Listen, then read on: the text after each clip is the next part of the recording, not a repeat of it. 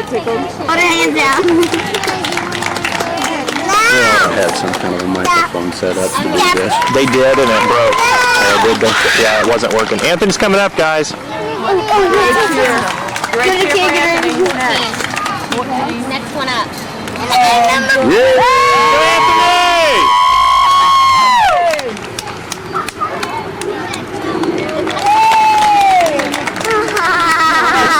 There's the coach. What are you doing?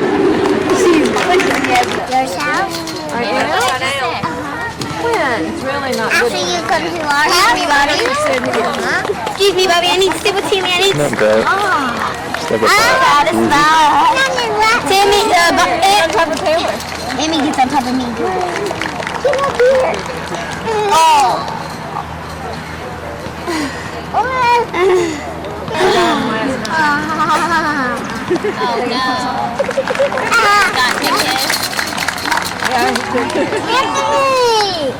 You can buy that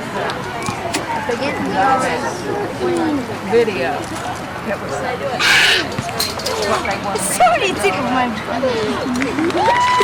Ah, look at my butt.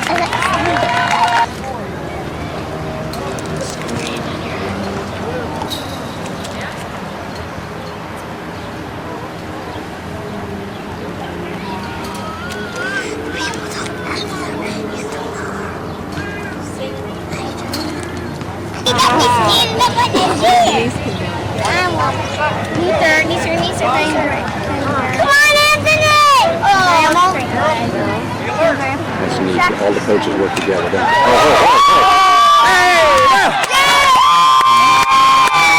Way to go, Anthony! Nice hit! Who did? Another run score.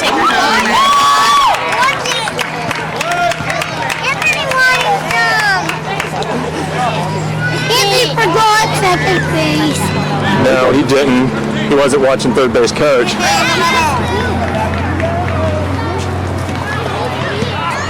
That helmet goes down over his eyes. You can't see.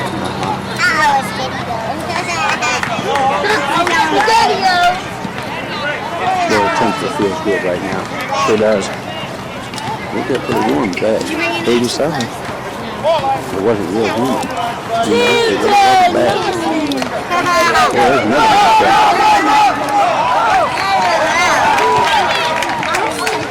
He's gonna score. No. They called time. Yeah, he held it up. Called time.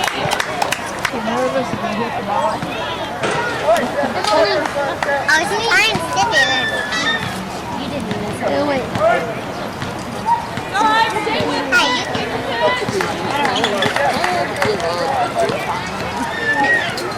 I like that picture. Talking to boys.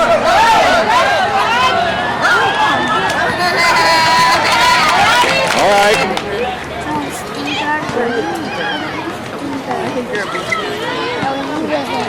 You want to stand up, Mom? Anthony's in the field.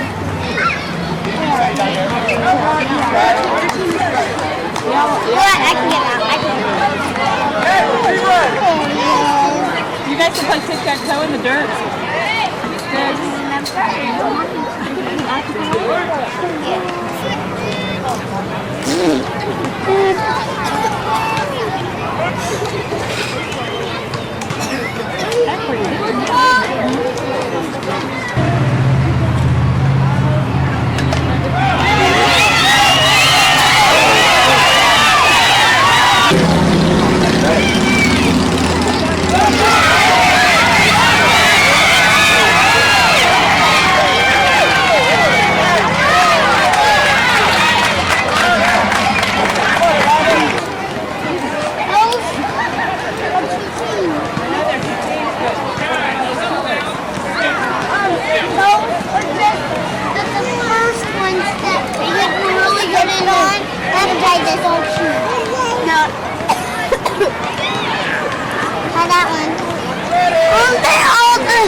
Aren't they all the people that were in Anthony's baseball team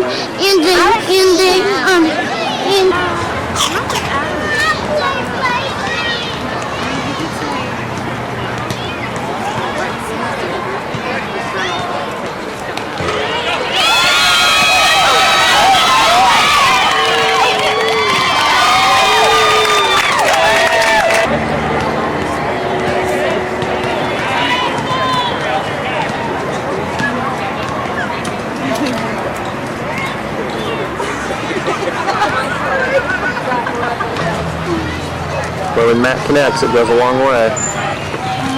Yeah, when he connects.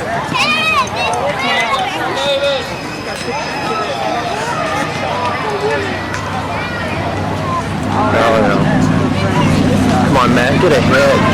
Connect with the ball. Wait for your pitch, buddy.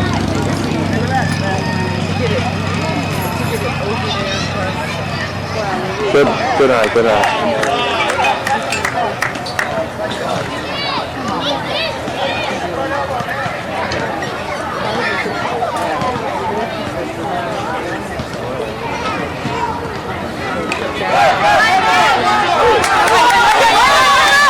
Yes! Let's see it out there. Come on, buddy. Some fidgets, Grandpa.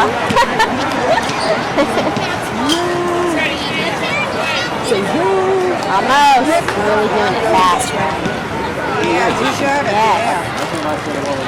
Woo! Looks like it's been a foul.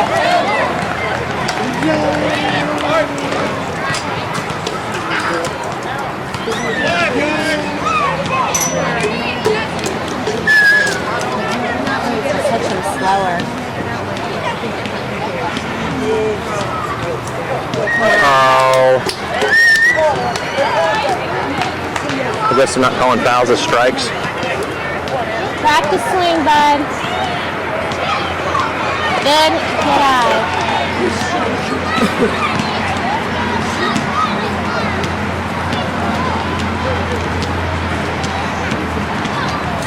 Come on, buddy. You can do it. Go, guys!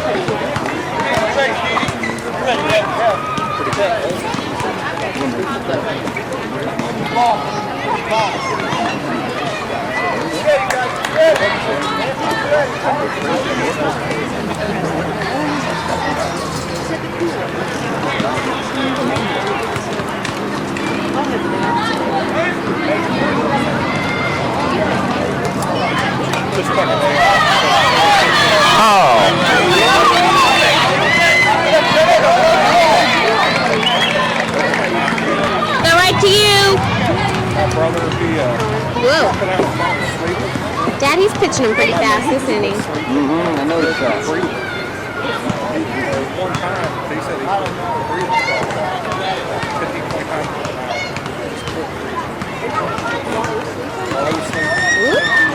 They said it'd be like a Sid. Hey, Dad, are they not calling foul balls or strikes? No, they're not.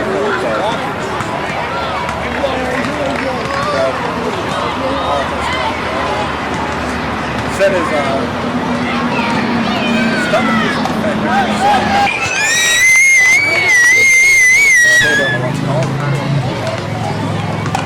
Whoa! Come on, guys! Most. Oh, gee.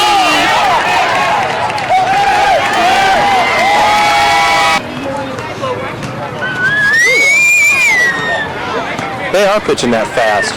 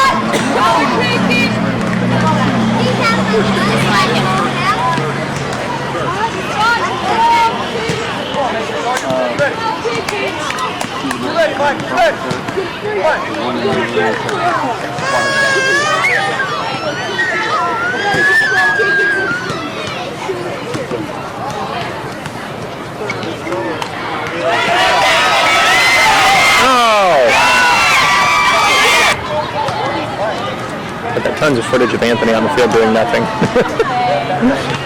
Don't keep it on him. Do the game. I want to keep it on him.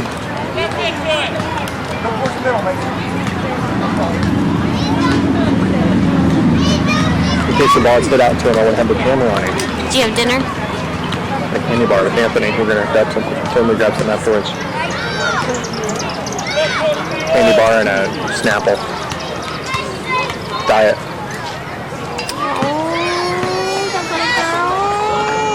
Spot on her face.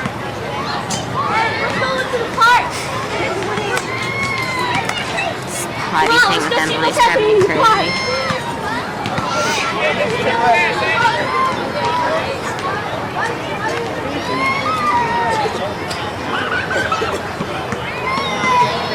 I'm gonna go over and check on it.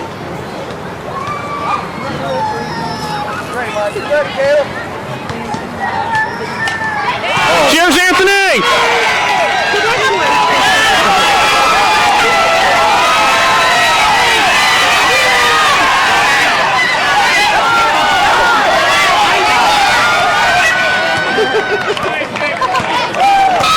Oh, nice catch!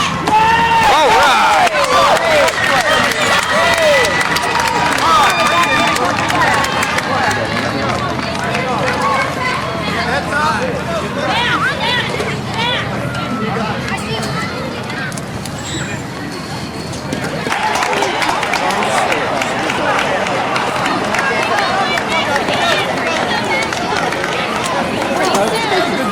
I'll tell you what, those boys, they had some really good plays out here on this team.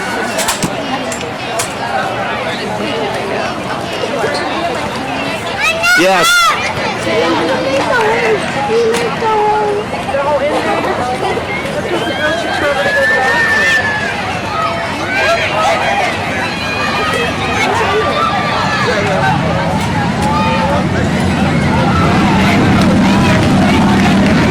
Where's Anthony?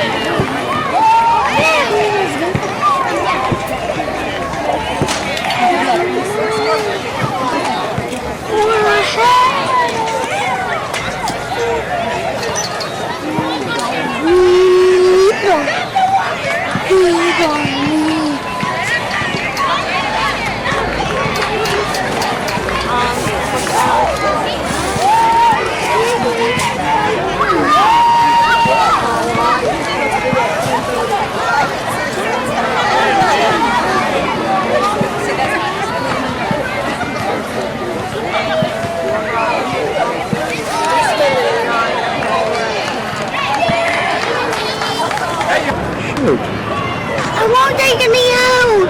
True, I'm holding it. I won't take any out. Smile. There you go, dude. Good job, guys.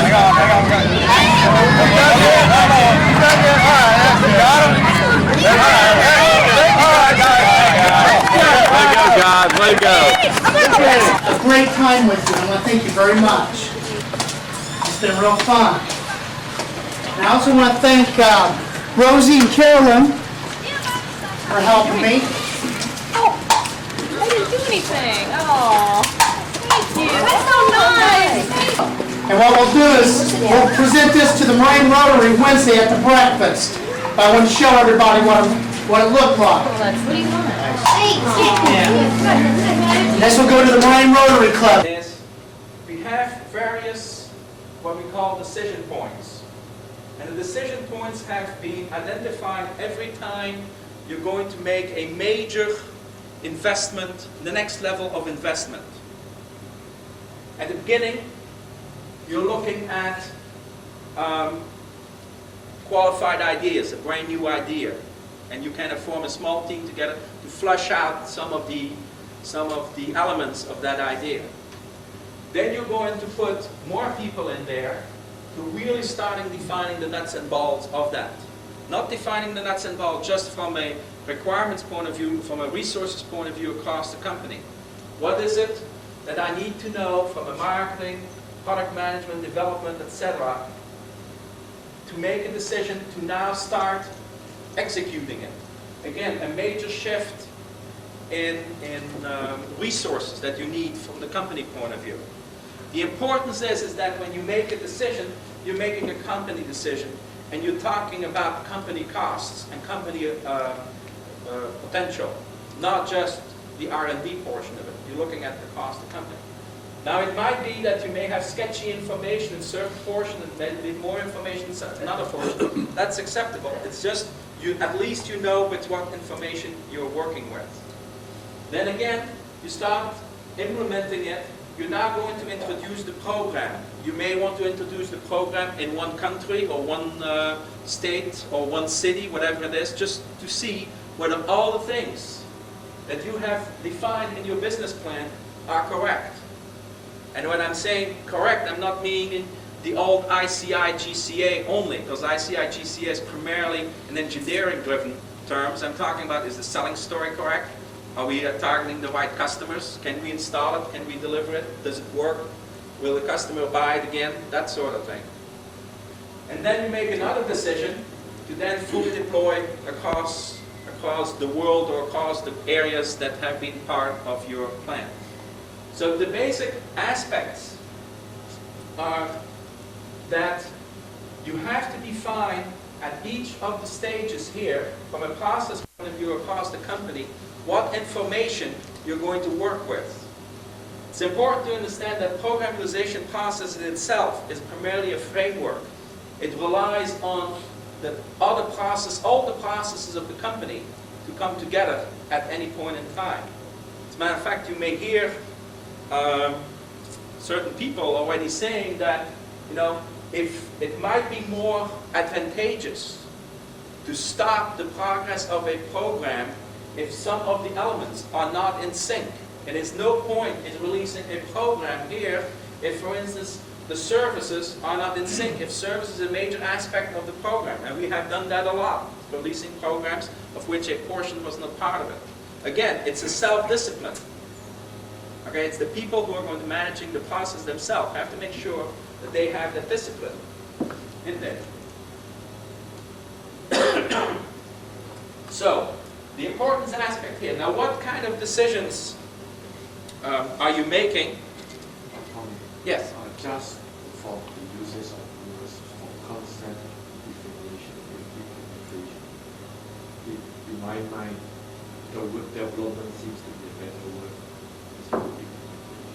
I don't use development because development in this company means engineering. If I would say we are now in development, suddenly 3/4 of the company turns itself off. If you would agree that you are developing now your marketing program and you're developing your services program and all that, I don't have a problem. We're not there yet.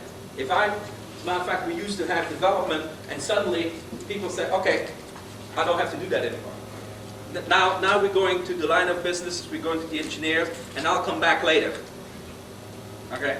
We want to make sure that when we implement across the company. And we do validations, again, across the company. And that marketing is developing its stuff, and that obviously the engineering is developing its stuff, and that manufacturing is looking at things, and services, and demand fulfillment, they all are looking at the same time. It's just that when we think of the word implement, and we are thinking more in terms of the customers. I understand. There's a lot of beers and a lot of champagne have gone. I don't say one word is better than another word.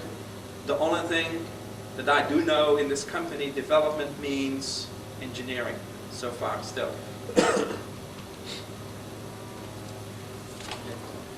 Now when we started the program realization process, and I said we implemented it first, portions of it in the line of businesses, okay? So, for instance, today, part of the strategic plan and the operational plan that you're doing, okay? You're already doing some portions of it, and that's one part, as a matter of fact, part of the work I'm doing now is the strategic business planning people to see how much is really going to come out of the strategic and business planning, and how much am I supposed to start there? So you basically are saying here, does the concept have enough business potential to be fleshed out as a program? You want to commit the resources to now implement the program. Should the program be introduced in selected customers, made general available, and then spend more resources for life cycle management? These are basically the major decisions that you're making across the company again. But it's important, again, that it's across the company. It is not just an R&D decision. It is not just a marketing decision, because the decisions have to be unanimous across the board. Probably two key meetings or decision makings are: one is the division develop the business plan, because obviously, and when I'm talking about developing a business plan, I'm not talking about the P&L. Okay, that's the easy part. You know, we have spreadsheets, you push the buttons and, you know, just fill in the bottom line and the rest pops up automatically. That's not what I'm talking about. I'm talking really about a plan to do business. You know, where are you going to go? Why you think you're going to win? What is your requirements? What is your resources needed, etc., etc. To build your whole business, plan together. The other one is obviously, when we are going to be in this area here, are we ready to introduce? And we still have today some problems insofar that we don't have all the ducks in a row every time we go into the marketplace. We believe that it's better right now to first do a controlled introduction and then do a general introduction, rather than what we've done in the past, which is most of the time a general introduction, bring in 500 people to the sugar camp, train 500 people, and then 6 months later we got to bring them back in because something wasn't right. Either the selling story, the performance, or the product had changed, or whatever it is. So we have to, in the programmation process, we basically have two milestones here. One is should be introduced and should be general available in the marketplace. Okay, so when we look at the aligned processes, it's basically a standard methodology, making sure that all elements have equal considerations, that you just don't overload your program with one type of functional consideration. We use consistent terminology, rather easy to use, but more importantly, it's the same rules used by everybody. Everybody knows, after a while, if you are in phase one, these are the type of information you need to make that decision, etc. As we then start really implementing the programmation process, you will also start keeping track of cycle time guidelines. What do we mean by that? That if it takes you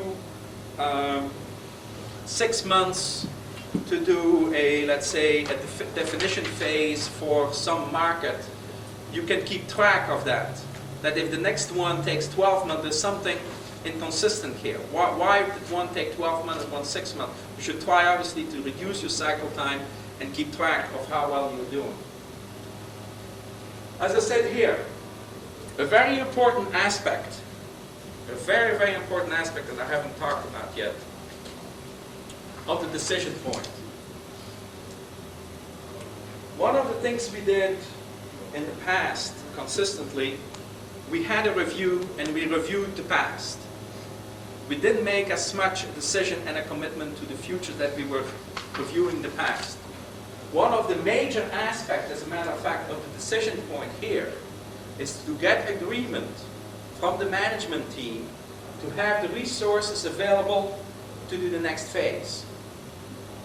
There's no point in making a nice plan when no resources are available. So the decision point here is the decision from management to allocate and release resources and dollars to do the next phase.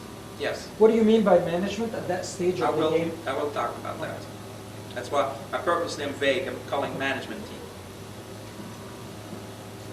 Okay, so as the team leader and the team stand in front of the management team, okay, they basically are going to say, okay, I did my work.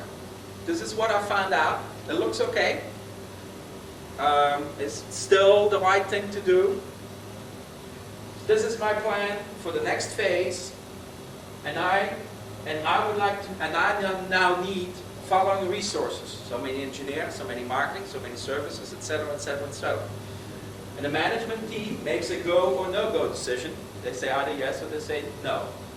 And the commitment now is from the team within that boundary of cost, resources, revenue, target, and schedules. I should put that on.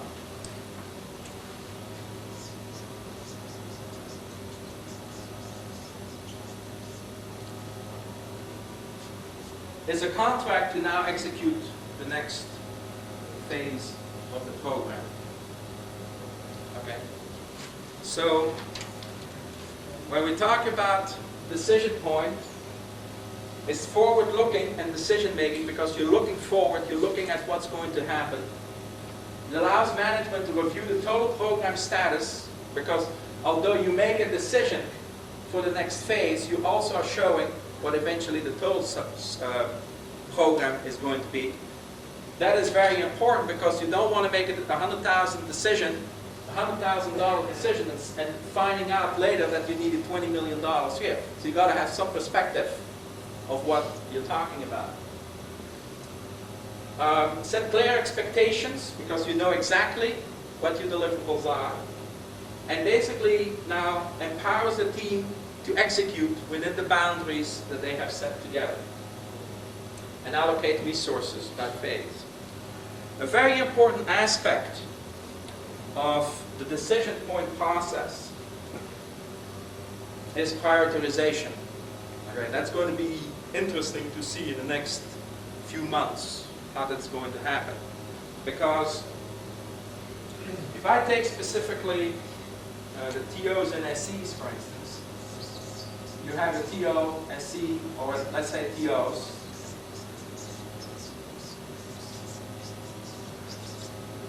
We specifically have asked from you, from the marketing organization, to prioritize your programs, because that's very, very important. Somewhere something is going to happen.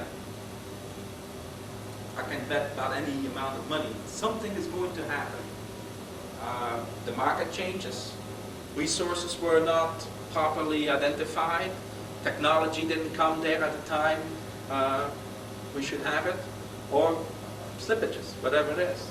So it's important to understand what the priorities are, because if this is priority number one, then priority number N may have to change, the program may have to change and reallocate resources into this program, knowingly, and change then the expectation of the other programs.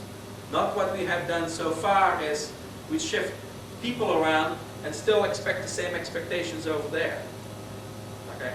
As I said, we haven't done that very well anyplace. It's going to be interesting to see as we obviously will go to more understanding of the amount of resources we need for doing the various TOs and SCs. Once we're going to come at the point, there's going to be somebody's going to say, I need 5 people, and somebody's going to say, I don't have any. All right? We're not there yet. We haven't done that yet. I think we're close. Well, you've already went through some passes. You started with what, 30-some, 20-some TOs? Total programs, yeah. Yeah, TO. We now about 15, I think, right? Yeah. So you've already done that. But you were more in somewhat of a theoretical environment. All right. Now we're talking about really moving of people. It's going to be a different exercise. Okay. So that's very important. Now, let's start. These are the basic processes. And again, as I said, it is not rocket science. It's just basically setting up some kind of a discipline across the company to make sure that when we decide something, we decide together as a company, and we allocate resources together as a company. Let's talk now a little bit about the teams. We have program realization teams. And don't worry about what I put in here. They are very dependent on the type of programs, product. This might be more of a product realization team than a solution or a TO realization team. Basically, you form your team the best that you're looking at. You got to make sure that you always have marketing, that you always have services, and that you always have development. Those are at least the three. Sometimes you may need, you may want to have somebody from third parties on it, for instance. Sometimes you may have somebody from an area on it. You got to look at what kind of a program you're managing. The important aspect is that the program realization team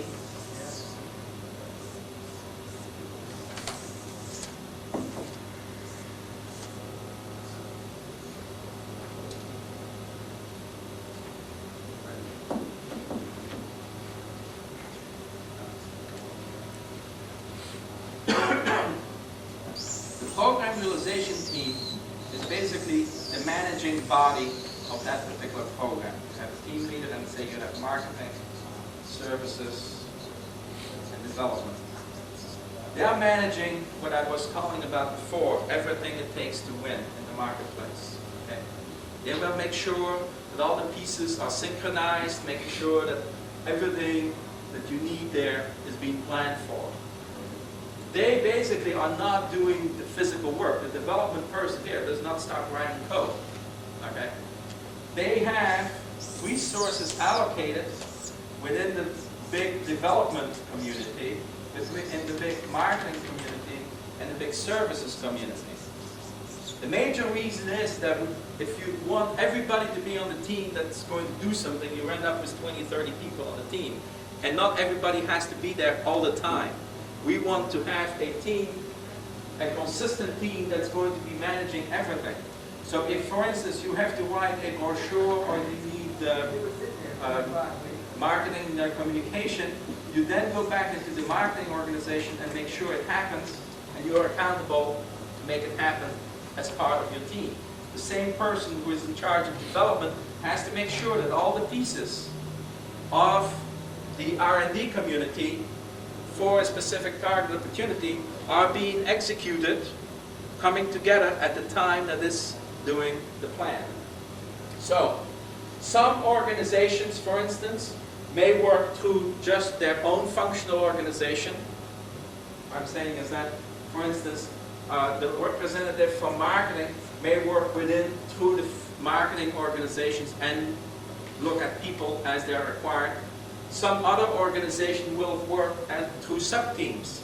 For instance, the people in San Diego who is responsible for bringing all the pieces together for the target opportunity from an R&D point of view, from an engineering point of view, have formed sub-teams, of which the team leader here is the representative of the development organization on this particular team. They in turn now communicate with the whole DNP community, because they got to put all these pieces together and do the system integration. I said different people have different ways of putting it together. The importance is that when you make that decision and when you ask for resources, you're not just asking for your team's resources, you're asking for the company's resources that will be allocated to that particular execution of the team. That is a very, very important aspect. So when you're looking at, I need 20 engineers to do that, you have a plan of what the skill level is of the engineers, when they have to show up, that has been done within the development of community, presented here to the team, who then presents to the management team. If there are any exceptions, then you better elevate the exception, because some decisions has to be made. Either they accept you're delaying something, they're accepting defeaturizing something, or that you're getting more people. But that decision then has to be made, again, across the company. Now the team, again, they're working according to the guidelines, that they know what the deliverables are at each of the phases per their function. So if you're the marketing person, you know what your deliverables are. If you're an engineering person, you know what your deliverables are, etc. across the company. It might be worth commenting also on the areas, because one of the concerns of some of the team leaders and there's also an advisory council is what's missing from here is an area commitment. Yes. And that's been surfaced and discussed, and it's probably We worth have commenting. surfaced it every single time we're not totally being told to go and fly totally a kite, but it is a very valid concern. The answer that we have received right now is that the marketing organization is responsible for the area. That's great, and I'm sure you're brilliant people. I have worked in marketing, I've worked in the countries, I also know how this kind of works. I'm still somewhat concerned. What does that mean? Marketing people is responsible. If your plan says that I need around the world 400 people to sell that particular program, and the plan said that the 400 people have to show up for training and have been allocated that, they will show up. And you as marketing are committed to that. And that's it, period. But all And that includes services, that includes whatever happens in the areas. For instance, it also assumes you're committing that if the plan says we're going to sell it in Switzerland, Switzerland's going to sell it. And not later on says, nah, it doesn't work in Switzerland. That includes selling, that includes support, that will include localization. I'll talk about localization in a second. Let me talk about localization in a second. I'm talking, when I talk this time areas, I'm really talking about, I'm differentiating areas from a selling, supporting, installing, than from areas development. Localization to me is part of your plan from a development point of view. You're going to go through a different mechanism to get you there. Okay? At the end it comes the same in the countries, but it's a different... When I'm talking about what I just said, localization, making sure that your program works with the French version of Windows, that's part of your development plan. And you've got to make sure that it happens. That you do that doesn't still assures you that somebody's going to sell it. Because you may send a check to France, most likely, or something like that, and do it. I'm talking now the selling, the installing, supporting, etc. The marketing program, services, everything has to be localized, not just the solutions. Yeah, well, yeah, yeah. But one is, what I'm trying to say, one is localization, which is a development issue, and we can do still marvelous localization, because localization doesn't have to happen in a country necessarily. You can do certain localization someplace else, okay? And it has to happen. I'm talking primarily about the commitment of the resources of selling, supporting, and installing the solutions we're talking about. Are you going to make some comments on the team leader, who they are, where they come Yes, team leaders can come and are coming from any place in the company. There is no, the team leaders have been selected, and that was the criteria of skill, not of origin. Okay. What did we look for was people who had background in managing large, complex programs, people who kind of understand the company, people who, and the company I'm talking about, you know, how the company works, people who have looked at multiple facets of a program as much as possible. What I mean by that is that we looked at people who have a more general management type of background than a specific, you know, I'm a good software programmer, you know, that sort of thing. Those are probably some of the most looked at, I think, kind of a skill level that they looked at. But there was no quota, there was no saying, you know, they have to come from a specific organization. Matter of fact, we tried very hard to have a broad aspect of organizations. We didn't succeed necessarily because it's the beginning of the process. And we hope there will be more cross-functional people come aboard as we move on within several years. Does that answer? Do you know who they are? I have a list here. Would you like a copy of it? Yeah. Tony, as long as we're talking about team leaders, who do they report to and where do they fall as far as budgetary purposes? Well, you hit a few of the snags of where we are working. As a matter of fact, that's one of the things I was talking to the... I can tell you what is happening today. Okay. Then I'll tell you what will happen in the future, or at least my proposal will happen in the future. Budgetary-wise, they are going to be paid salary-wise. They're going to be paid from the sending organization. So if somebody from Patchett organization, for instance, is appointed team leader, and Patchett still will pay that salary for 95. Okay. Why is that? It's because that's the only way we can do it. Okay. There was no budget set aside as part of the strategic planning to do the execution.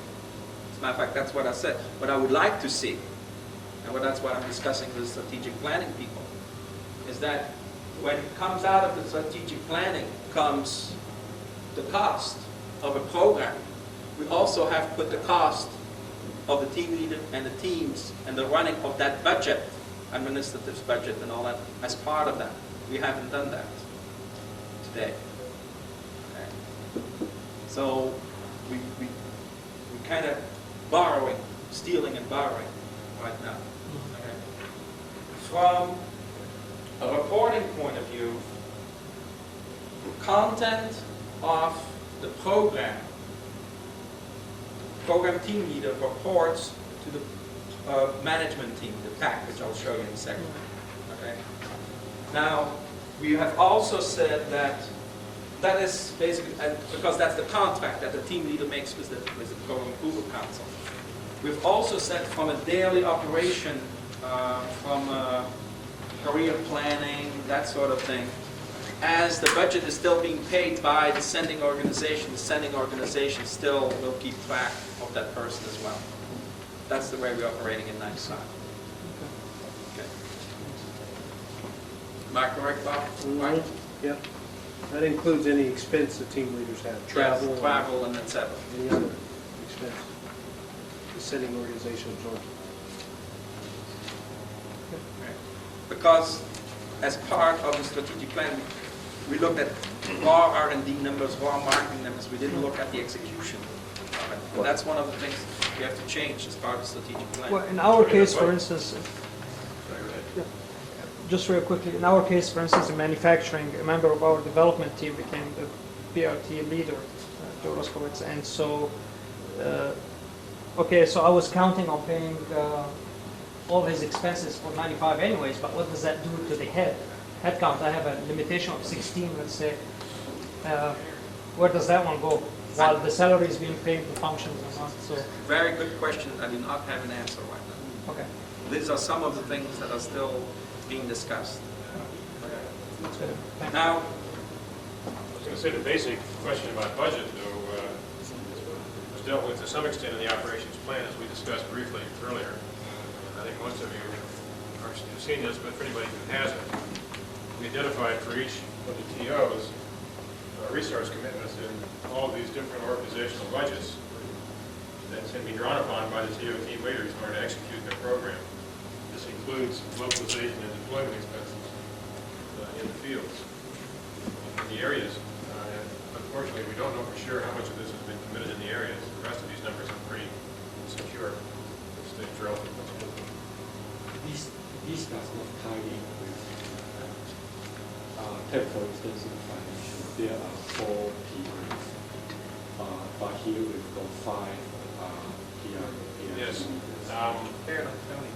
This portfolio continues to evolve over time somewhat, and there are a couple of discrepancies which I can speak to. The missing one here in financial services is payment systems, and that was included to have a team formed around it because it is currently a $300 or $400 million a year revenue business. It obviously needs to be treated in that way. Even though it's not officially a TO, it's just initially listed. Well, I'll find some other. Same token, retail is at this point in time going out for automation into 3 or 4 separate TO teams. And whether those will be consolidated or modified in some way, I don't know for sure at this time yet on that list. But those are the people who have been designated to head cross-functional teams, whether they're TOs or sub-TOs or something is a language issue we can deal with later. But basically, the budgeting was done at this level, and Bruce Langos is going to have a challenge because there is no defined budget for some of the things he's going to want to do, perhaps the payment systems. So he'll have to come to grips with that and renegotiate to the extent that that is a program we want to carry forward. Also, you'll notice that in consumer goods manufacturing, these 2 will be treated as separate TOs, but they're going to be developed and managed by one team in order to conserve resources. And public sector compliance will not be given a PRT, it will be managed as a marketing program. Marketing programs, there are, and in fact, the marketing program, when we talk about finance, payment systems was designated as a marketing program, but was given a PRT. The marketing programs will be managed within marketing, but not evolve into this cross-functional structure, at least at this point in time, because of the resource requirements we just don't have. There's going to be enough challenge to flesh out complete PRTs, as Tony has described them, and all the sub-teams that will support those for the existing set of TOs on this high-priority list. Leave it for a second. Sure. I think that I was discussing what you're seeing here, most of it, at least from what I understand, is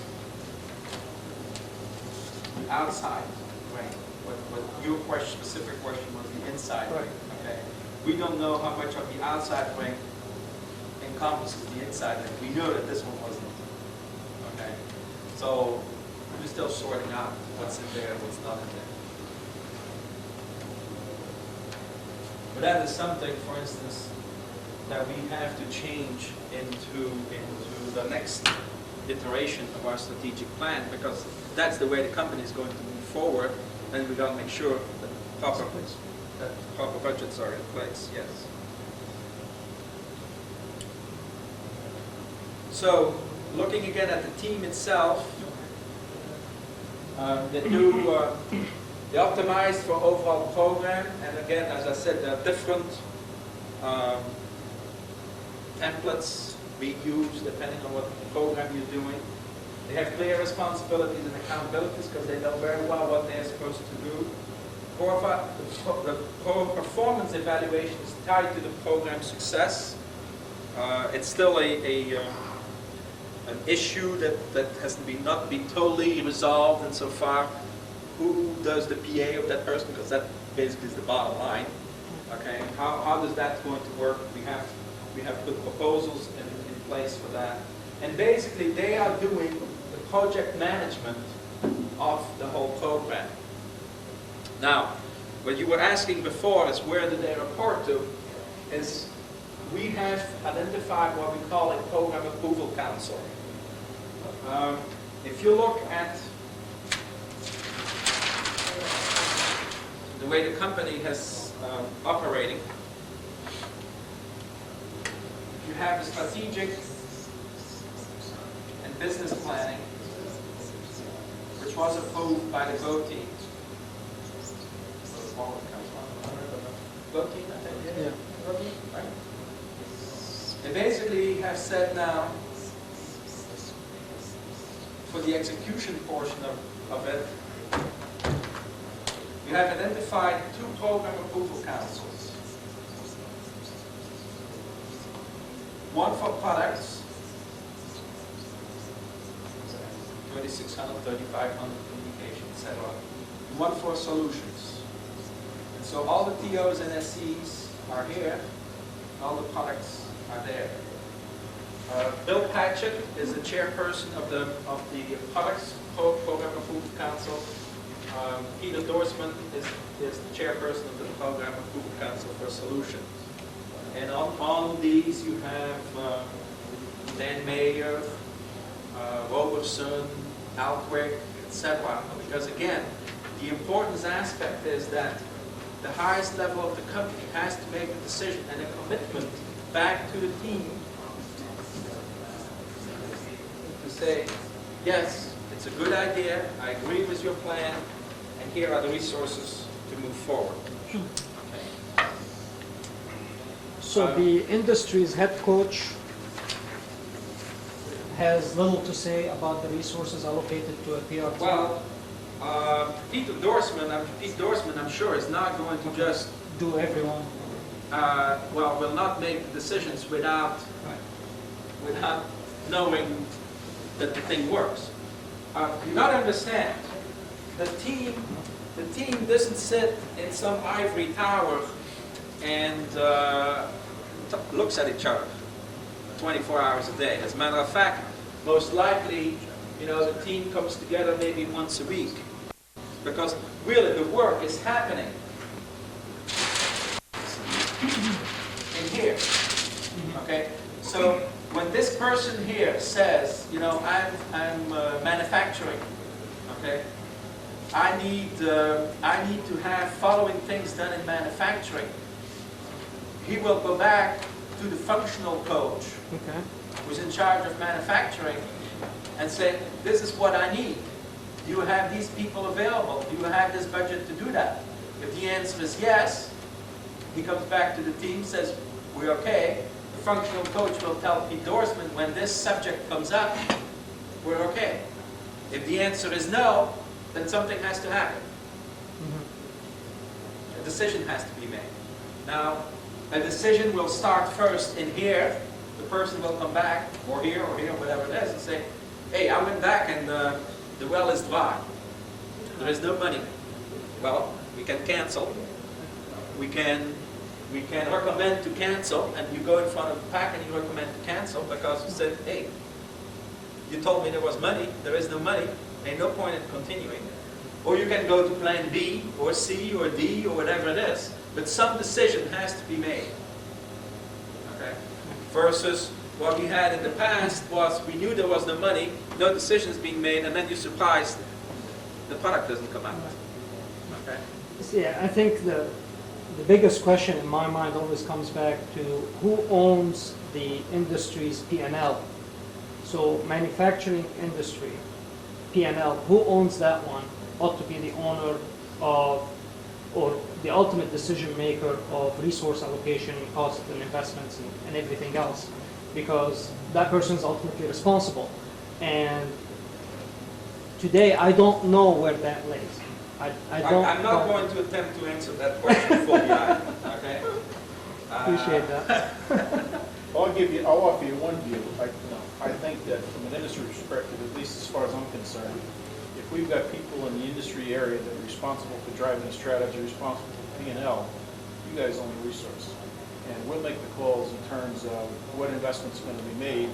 And if the build house, in fact, is going down to a specific, let's say a functional spec level, we get to a detailed functional spec level, there should be at that point in time an assessment or an estimate made that says, how much is that going to cost us to be done with internal rates at 170,000 per FTE versus what could alternatively be viewed either in India or somewhere else.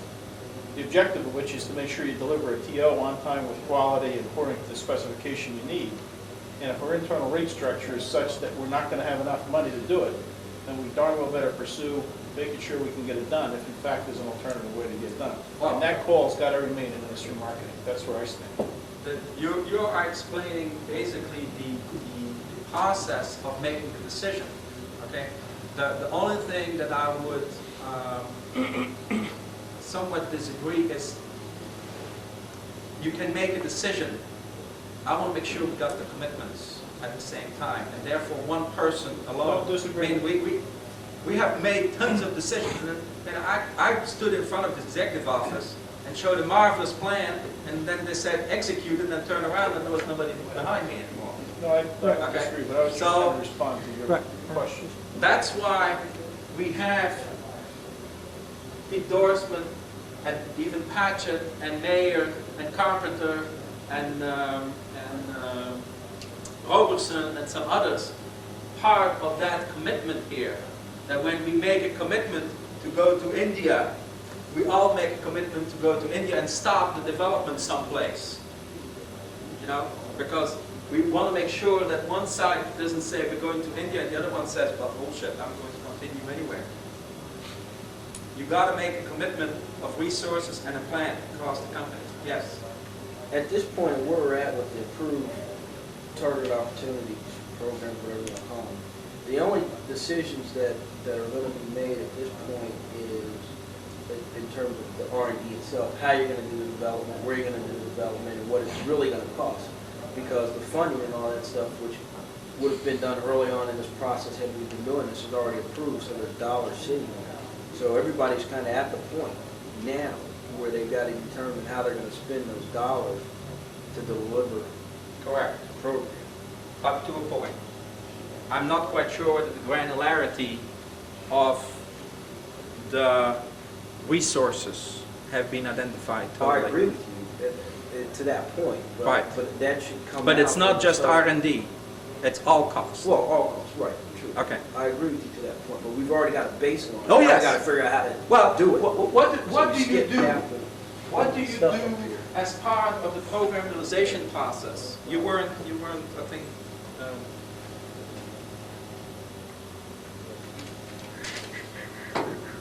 Basically, an answer to this question, too, that I don't think we have all the answers about this relationship of marketing through these teams. And we do know that the people on this team and the supporting groups have different roles to play. Marketing has a special role of defining the requirements from the customer standpoint and defining the deployment requirements and making sure, I think, that this thing is developed to meet those requirements. But what we found in trying to implement this before is that it has to be done from a cross-functional team standpoint. The consultant that we worked with, Amram Shapiro, has a good joke which I like that illustrates this. He talks about how when Stalin was asked, was he worried about the Pope in World War II because of the influence that the Pope would have on people that he was fighting with and against and so on. And his comment was, well, how many divisions does the Pope have? And the point is that marketing can define and think of all these wonderful solutions that need to be developed and define the requirements to some level of detail. But unless we engage the whole company, it isn't going to happen. And that's the problem we've had for a year now. I really think this PRP structure will allow us to at least have the dialogue and the discussion and get our input both ways and have this discussion at the level to make the right decisions to your satisfaction, Dave, or at least give you plenty of opportunity through your representatives and in your interaction with Pete to have your say and make sure that we're... But I think, Jeff, just as an extension to that comment, I think a big problem that we have in 94 is an issue of ownership and decision making.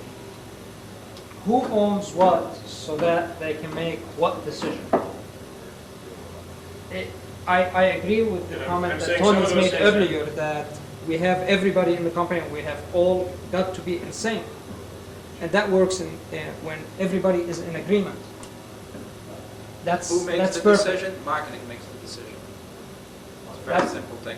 See, and That's- just so to that- add on the remittance, I think it goes, to me, it goes beyond just the who owns it. It's an accountability. Right. Make sure that people have accountability. To say, because I don't think marketing wants, and that's why I think we have this process, because marketing can't do everything and oversee everything. But there's got to be accountability, and marketing never had that accountability over any other organization, and that's the problem. Let me explain to you a little. There is a major difference. Within marketing, you have two roles, and there are fundamentally different roles. They're both very important. One is to decide what we're going to do as a company. That is part of the strategic and business planning. Okay. The other role is part now of the total implementation of the execution of the program. You also still have now part of the execution part of your marketing role. Okay? And people sometimes kind of mesh the two together and are becoming confused. You got to understand, we have decided what we're going to do here at a level of granularity. We now are going to go dig deeper. And every time you're digging deeper, surprises will come up. And that's why we have these decision points here to check, sanity check. You know, we thought it was going to be $1 billion program at a $20 million cost. Well, we kind of looked and we thought this technology was coming out, and guess what? It's coming a year later than we thought, so what are we going to do now? So that's why you have these decision points at specific levels of investment in the company. The investment of the company goes this way. Okay, every decision point is a major leap in the total investment of the company. So you're doing that specifically. Every so often, if for instance the team comes back and says, "Okay, guys, we looked at this, and I can deliver." The customer wants dark blue in 6 months, but I can deliver light blue in 12 months. I'm sorry, I can deliver dark blue in 12 months, but deliver light blue in 6 months. The team will look at marketing and say, "What do you want us to do now?"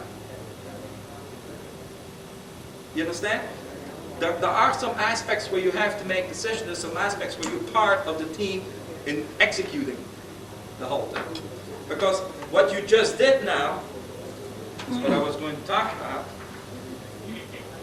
That each of the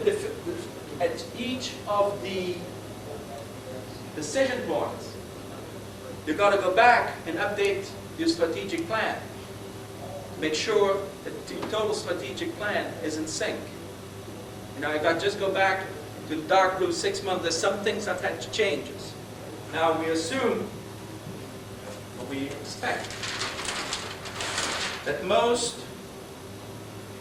of these decisions will be done either by the product pack or by the solution pack in their boundaries that they are operating under. But every so often, they also will have to go back to the Go team and say, "Listen, we counted on this technology and we better cancel this program for at least a year." It changes fundamentally because something can. Now, what could happen now is that you take the resources and you have, which we're not having, why do you have some? You have some backup programs that you couldn't start because you then not have resources. These now resources become available because you canceled one of the teams and now you're starting the next program. That's the way things will roll over a period of time. But we're not there, we're just starting right now. Did I answer your question?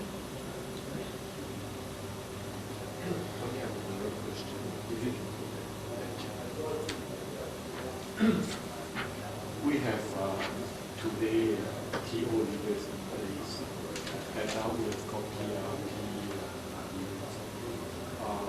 Am I right to assume that under the marketing function, we will be TO leaders, that the PRP manages all the processes, get everybody working together and synchronize the data? Could you repeat that question?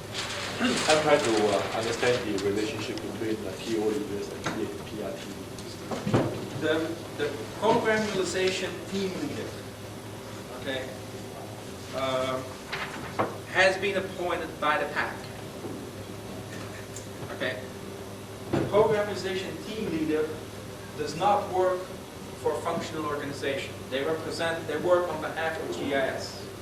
Okay?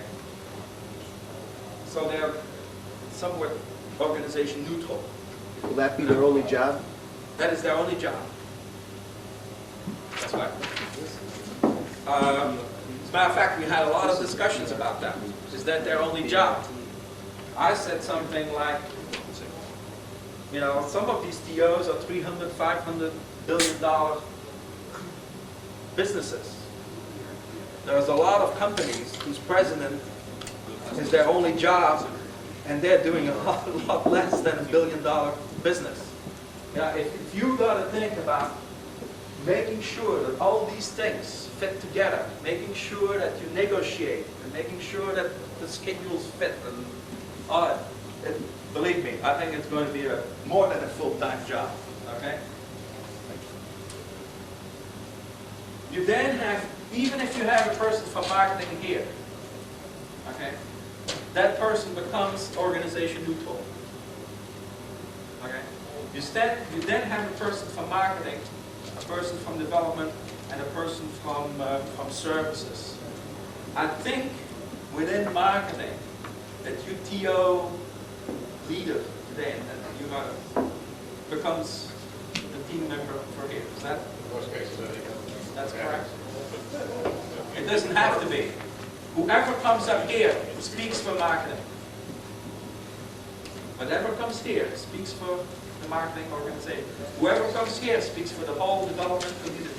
Did they speak from industry and product and system and strategic marketing, or just for one? Marketing. All of it. That was a very conscious decision being made because the danger was, because we have 15 people, and you're saying now 3 people, that's 45 people versus, and the same thing, we said specifically services. We didn't say professional services or support services. That person will talk for services. The same thing will, you know, if the person shows up from Rancho Bernardo and the 3600 comes from Colombia, that's transparent to these people. That's their problem, how they organize themselves. Yes? The biggest problem we've had is someone will come from services, join a TO team, and not have the full commitment of the services organization to the The decisions services they make. person who shows up has been approved by Dan Mayer. And even when Dan Mayer approves it, how do we make sure that the right people are being installed out in the U.S. group under Mark Hurd? That's what I'm getting at. We don't get that full commitment Okay. all the way downstream. Now I don't know whether you came in, that's where we talked about the area commitment. That's a different subject. I agree. That's where we have been told Dan Mayer commits for Mark Hurd. We'll see how it works. And I take that as an example. I We fully use any agree. organization I now. fully agree. We asked the question, we got the answer, we got to live by the answer. If it doesn't happen, man, that flag is going to be raised very, very quickly. I have a feeling we'll see some changes, but we got to start. You know, we can discuss, I can tell you all the possible, I wouldn't say all the possible, I can tell you tons of possible problems that will occur, that will frighten everybody, and we wouldn't start. We gotta, if the people believe that we as a company have to work together, and we as a company have to make commitments to resources, that's one of the methods of doing it. Then we gotta learn in doing it. Yes? Do you want to Coke or Diet Pepsi? Diet Pepsi. Yes? We've used this process since January of last year on the project in retail, and we found that when we run into a pitfall where someone, for some reason, is not committing, that's when we raise a red flag and go to the PAC team. The PAC team is supposed to help resolve those issues, get it off-center. The problem you had somewhat in retail is you were doing okay if you were doing like manufacturing and development and somewhat marketing. You also had problems, for instance, with services, but you had nobody on the package of services. Yeah.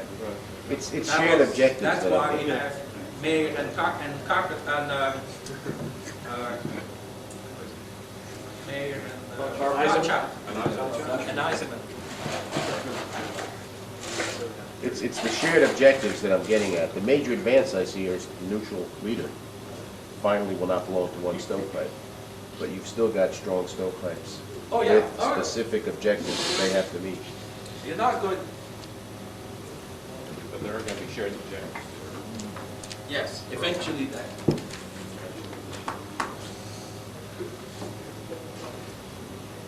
Process design, blood, sweat, and tear index, 30%. People are telling me it's probably 15%. 85% implementation, culture change, human element, behavior change. I fully agree. Oh yeah, you're not turning on PRP and thinking everything's going to go by itself. No. I still don't know how to TO leader be. And what, I know what the PR. What was the current TO leader? Would they just be doing putting together marketing stories? The TO leader, let me explain the way I view it perhaps. Your TO leaders that you have today, again, have two functions. They are responsible for defining what we're going to do. That's part of the strategic and business plan. If you're at transportation, you've got to decide whether you're going into airline reservations or building 747s or whatever. Right? So that's one aspect of what they have to do. They also are responsible towards the team to execute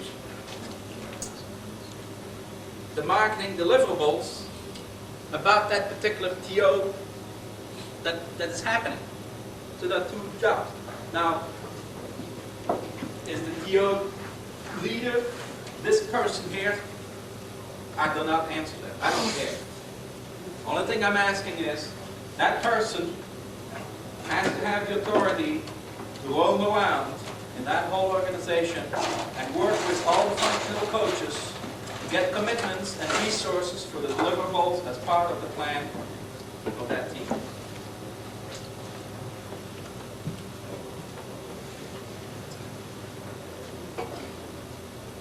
And the same is happening for development, the same is happening for service. I don't think that is a consistent understanding. Start with, we're forming a team here. Not one person, just Bob, but he's going to have a team of 5 or 6 people who will be totally responsible for this whole program. Yeah. Now within that, there will be some specific functional responsibilities. The marketing TO team leader, in my view, will be responsible for defining requirements on the front end, as well as developing the marketing programs and collateral, and managing deployment agreements. I can tell you that I met with the industry coach for my TO, and he is anticipating that the TO leader is going to be my team representative. He's defined that. So at least the financial industry coach understands that. Yeah. But he will be in the team. Yeah, that marketing slot that Tony has for my team will be the TO leader from that industry, financial services, BCC. I'm saying I do not command that. I'm only saying whoever shows up here has the authority to roam around. Who decides who that person will be? Is it the industry coach? Yes. Yes. So in most cases, they're going to pick somebody from that industry team. We have identified for the TOs, it's the industry coach. For the SEs, it's product and systems marketing. But all of the worldwide marketing and coaches have agreed to let that person. Correct. They've agreed that the district coach can make that appointment. Well, I think ultimately the PAC is going to approve the appointments, as I understand it. And They are the ones who are going to give it. The TO team leaders are collecting the names, and in some cases, may be more proactively involved in helping to select an individual. But ultimately, the recommendations for each piece of that pie, I think, the greatest weight certainly will come from the functional coach that's something that. So there's only 3 members. There could be more. There could be members, 3 minimum. Again, we're trying to start. We are restrained by resources.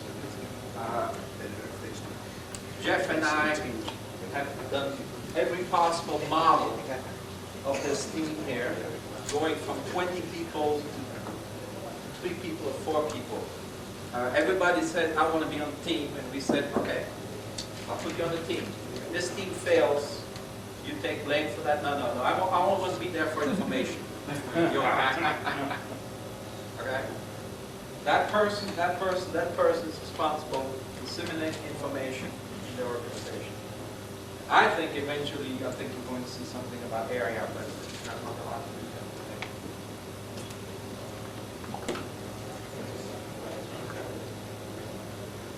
today. Okay, so Program Approval Council, they're looking, they received the money from the strategic and business planning. They're looking at the strategies, they make the decisions, they make the effective resource allocation. They're doing portfolio management. That's why we need priorities. We got to make sure that we understand. If something happens in one TO, you cannot just add more people. You've got to take them from someplace else. You've got to make a decision there. Okay? And more than anything else, they are accountable for resolution of issues and removal of obstacles. They are not there to shoot the messenger. They're there to help the team leader. As a matter of fact, each team leader has a sponsor on the PAC. Like Bob has Dan Mayer, I think, right? Yeah. Dan Mayer is Bob's sponsor, so that there is a direct link between the team leader and the PAC. Although the PAC as a body makes a decision, you have somebody you can talk to and say, listen, I got a problem. What do you think? Do I bring it up? Do you want to, should I talk first there?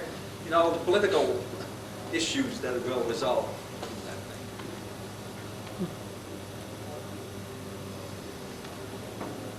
Okay, I think that's about what I was going to talk about. Unless you have more questions. Tony, PR. Oh. Okay. PRP's been running around in some of the plants for a while, so there are some product programs at least that are managed by some incarnation of PRP teams. How will that move forward? You said this morning that there are very few PR teams for the product side. If any, I got the impression. I'm just curious. Well, we're looking at right now what people are packing, people are looking. We count somewhere like about 51 PRTs floating around the company at the lower level. Most of them not very well populated. Like for instance, services is missing. Something is missing. But they're following the structure within the DNP organization, the cost. We're looking right now of see whether we can put some, for better word, super team or mega team or something else together that will group a amount of products. Like for instance, we know that within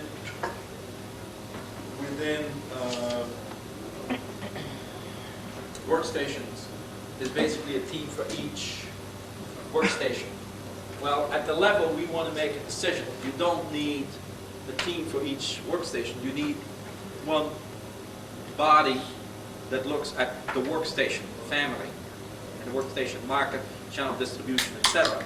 So we're going to have somebody from marketing. We may even have, in this particular case, maybe somebody from channel marketing rather than, or maybe two in that case. Again, services and development. They're basically going to look at workstation as an overall and manage that as an overall business. Okay?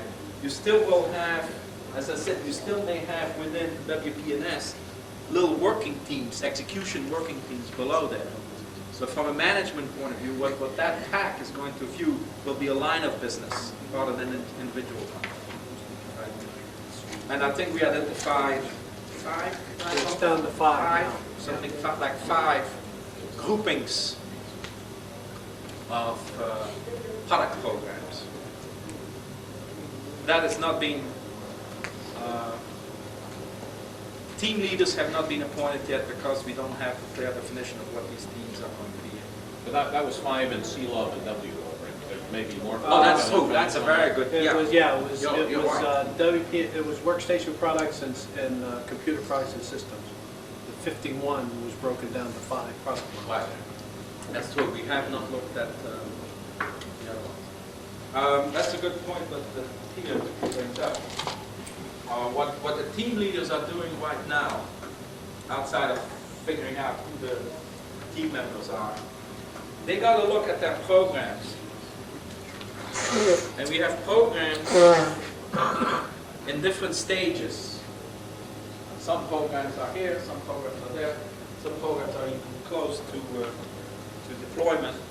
So what they basically are doing in the next several weeks is what we call an entry point process. Is basically they're looking at their programs, comparing it to what the deliverables are of each of the phases, and basically go in front of the pack and say, okay, I'm about right here, and you will see me in about 4 weeks, and I will do a decision, phase 1 decision point review with you on which time I will sign then the contract with you.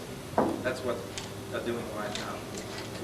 So you will see the people talking to a lot of people, to basically gathering information to understand where we are. Because you will also see that maybe from a marketing point of view you're here, and then from a development point you're here, or vice versa, or services hasn't even started. So they've got to make a judgment of where they stand in the various program. Make sure that then we start from a fresh point and move forward. Yes. Well, to my knowledge, so far, all we know is that the leaders have been named. When is this all supposed to take place? When are the PRTs supposed to start? And well, by January 10th, for the TO&SC, I need to receive from the PAC members the names of the team leaders, the team members. Okay. In the meantime, the team leaders are meeting, for instance, heavily with the marketing organization to understand what this is, because most of them don't know what they're built, what they're going to be responsible. Like Bob is spending time with the TO leader and the industry leader and gathering information and understanding what it is he's supposed to execute. so you expect sometime in February would be in full steam? Yeah. Yeah. Our goal is to have the teams named by, what, the 19th? Actually, the 19th. The team members, yes. Yeah. At that point, the teams would start. Well, I'm supposed to get the names back by January 10th. Like meanwhile, the TO leaders do not stop anything. They continue. Oh, do not stop anything.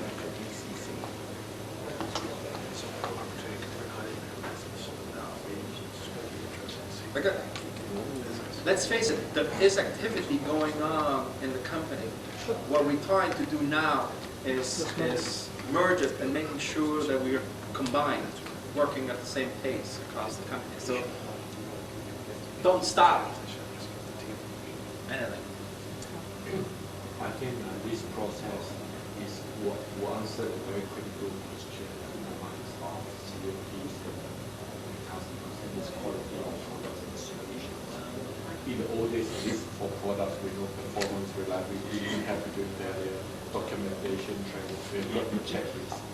Now we don't, we have this course, we have the rigorous quality processes, the solutions meet the requirements of the various customers. We need to do that fast. How many the POs have all the different stages of getting on. Yeah, I know there's one, I think, matter of fact, I'm going now at 3 o'clock. There's somewhere in ICI, so they're trying to sort out what they're supposed to do here. Some of them are here. I know one, well, I think it's, Joe Roscoe? Yes. He knows when his delivery date is, but he's still somewhere in here, trying to define what the program is. We kind of discussed, how can you know your delivery date? How can you commit to delivery date when you don't know yet what? Because I think Hey, at least somebody is. because I think few activities took place last year that kind of triggered the commitment dates, but not everything was, you know what. You have a delivery date. You don't have a commitment date yet. And I'm trying to explain to him there's a difference. You can say, and there's nothing wrong. The market window is X, and that we should do. My question is, do you have the rest of the company lined up with resources and plans to get you to that date? And he said, well, we're still kind of working here. Well, you cannot say yet that you have a commitment date.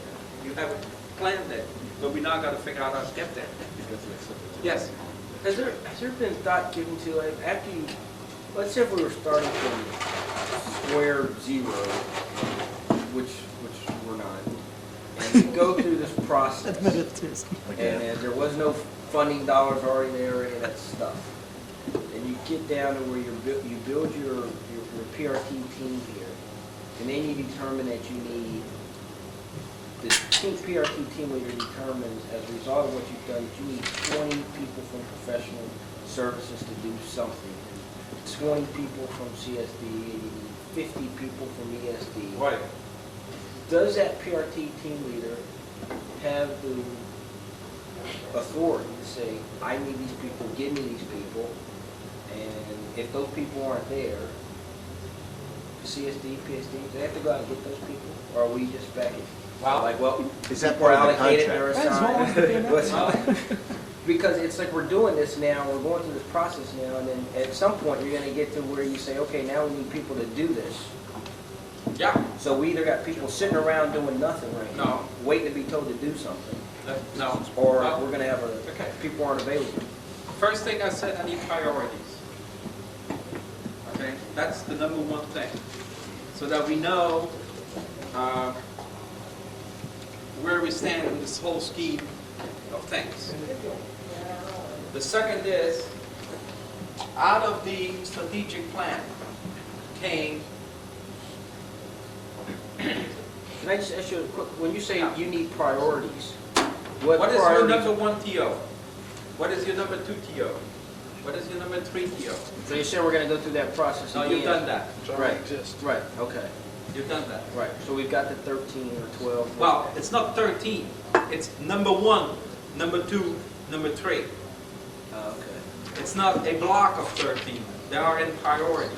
Okay. Okay? Because it's important to understand, and I don't care, I would say, when I say I don't care, I really don't care how you set your priority, whether it's strategic importance or whether it is revenue or whether you determine your priorities. Because somewhere, something is going to go wrong. And you have to now decide if you have determined that this is your number 1 priority, TO, and something goes wrong there, you have limited resources, you've got to change something. Now you can decide that you're going to hire people. I doubt it. But that's the program approval council who decides what TOs 1, what TOs 2, what TOs 3. No, the marketing organization. The market, okay. The market, okay. All right. The program approval council is going to determine now and make a decision How are we going to solve that? You're the team leader of priority number 1. Okay. And you're saying, okay, out of this here that Jeff showed you, came X amount of dollars for each functional organization. Right. Okay? That was done at a level of correctness and a level of granularity. Okay? So you now are the team leader.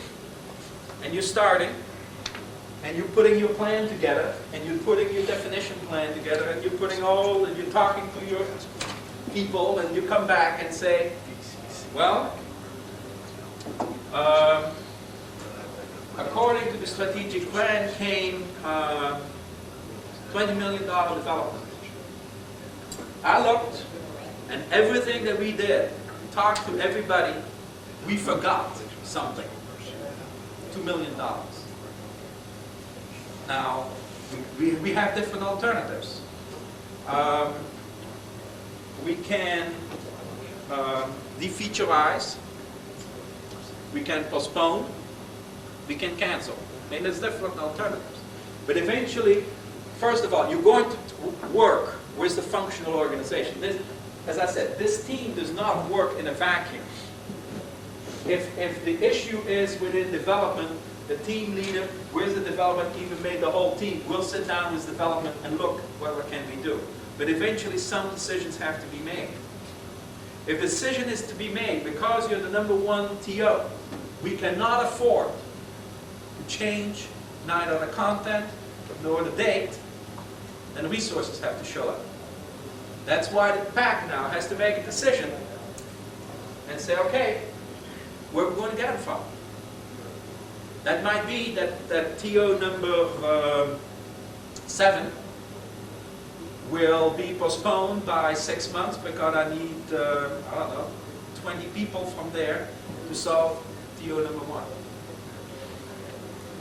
1. Now, but the decision is made, and the decision is recognized that the plan for TO number 7 is changed.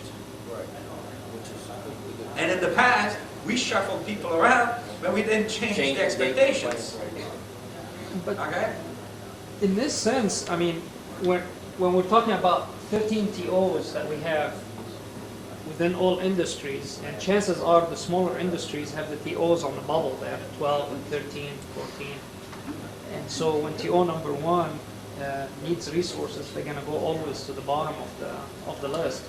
So does that TO always feel insecure, and they wouldn't always be working full speed because chances are in the above 12 TOs something will go wrong and somebody will underestimate or whatever? You cannot put in the process all possible scenarios. Right. You got to use some. You may have a TO in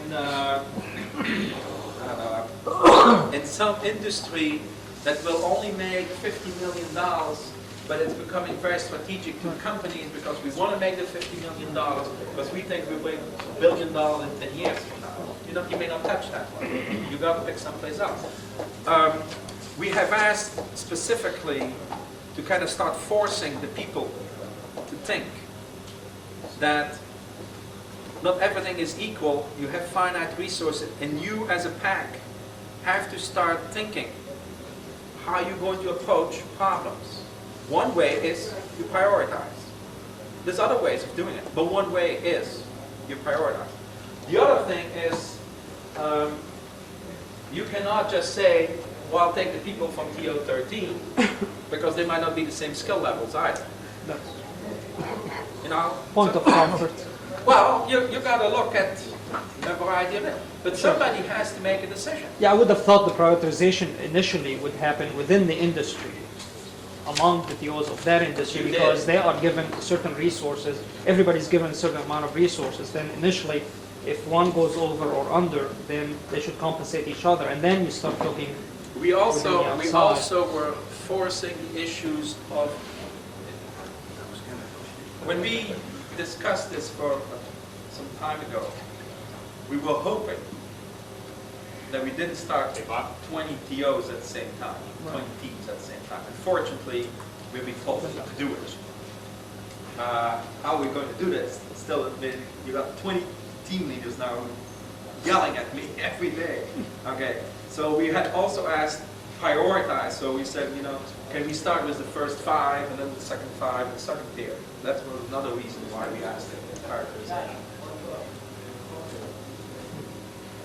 I had a question I wanted to ask. Well, we have a couple of employment coaches here in the room. That's one thing about what we've done. This still concerns me is the relationship with the areas in many ways, but in relation to this TO process in particular. You know, obviously, you can't. There are 15 areas that are all different. You can't have 15 people populating this team. The solution we've tried to have is that marketing represents the areas both in determining requirements and in sponsoring deployment. But what ideas do you have about how this could be done better, or what we need to do to make sure that that works somehow, if it is the best answer?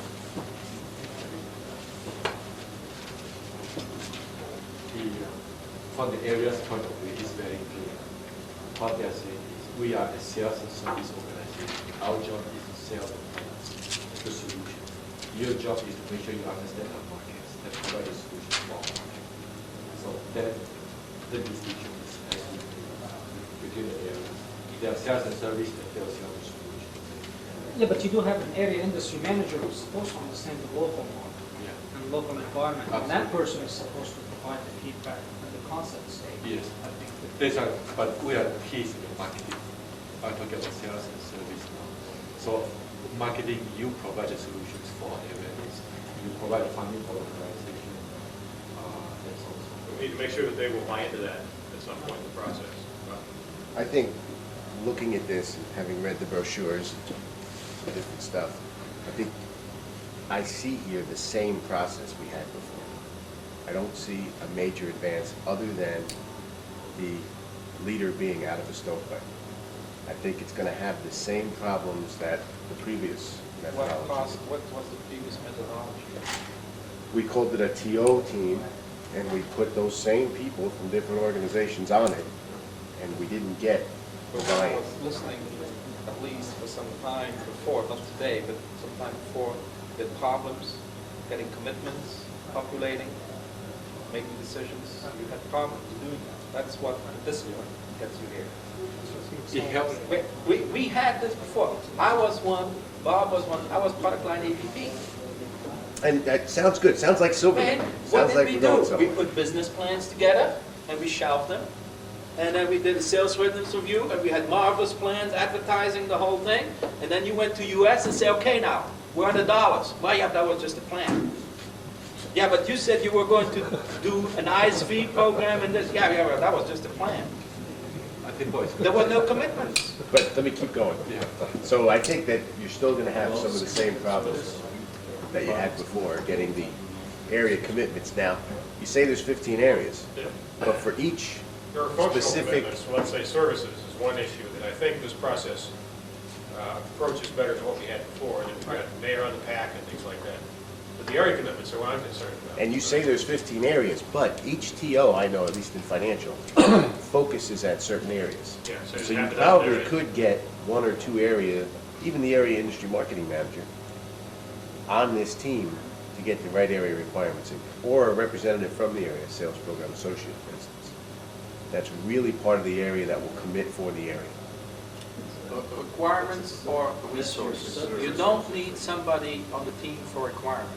You need somebody on the team for resources. Right, for The deployment. work. The team, as a team, will find the requirements. I mean, they will go into the areas, talk to customers, and get, requirements, detailed requirements. Okay. But what we're talking about, what Jeff is talking about, is when comes time for commitment of resources.